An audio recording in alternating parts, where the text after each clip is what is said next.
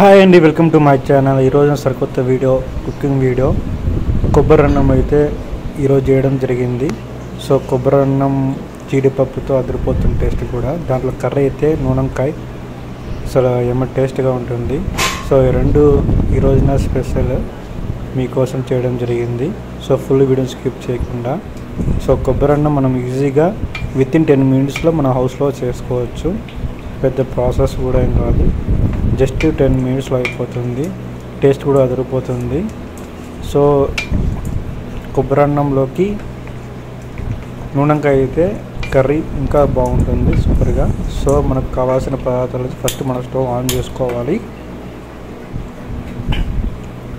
So మనకు కావాల్సిన పప్పు శనగపప్పు, ఉద్దిపప్పు, జీలకర్ర, తర్వాత మిర్చి, కరివేపాకు,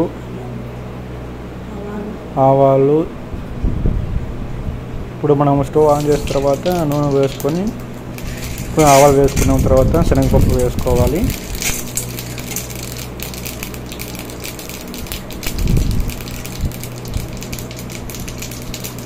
తర్వాత ఉద్దిపప్పు వేసుకోవాలి.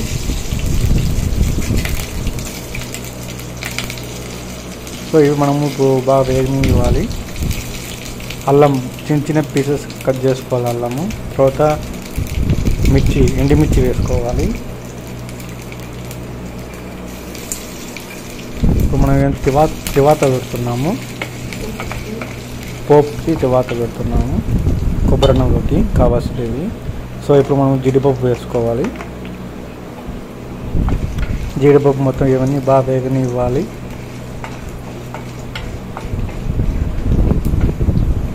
ఇప్పుడు మనం పచ్చి కొబ్బరిని తురుముకోవాలి ఎట. సో మనం తురుముకున్న కొబ్బరిని సో ఇప్పుడు మనం దాంట్లో వేసుకోవాలి. సో మనం కొత్తిమీర వేసుకున్నాము, మిర్చి వేసుకున్నాం, మొత్తం బాగా వేగనివ్వాలి.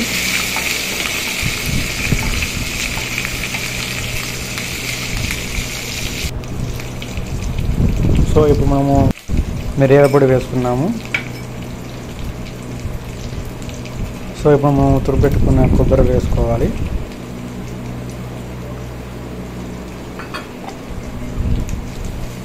మొత్తం బాగా కలుపుకోవాలి వేగే వరకు.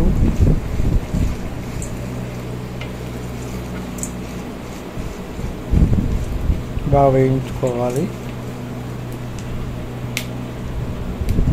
ఇప్పుడు కొత్తిమీర వేసుకుంటున్నాం.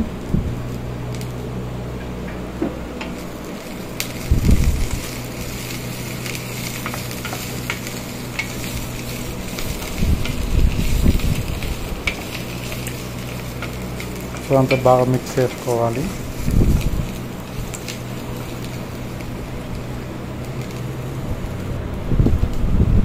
సో ఇప్పుడు మనం కొద్దిగా సాల్ట్ వేసుకుంటున్నాం.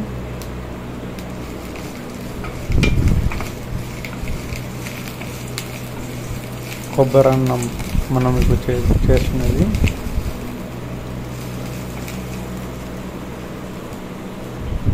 స్టవ్ ఆఫ్ చేసుకోవాలా బాగా వేగిన తర్వాత. సో మనం అన్నం రైస్ చేసుకున్న తర్వాత రైస్ తీసుకొని దీనిలో వేసుకోవాలి.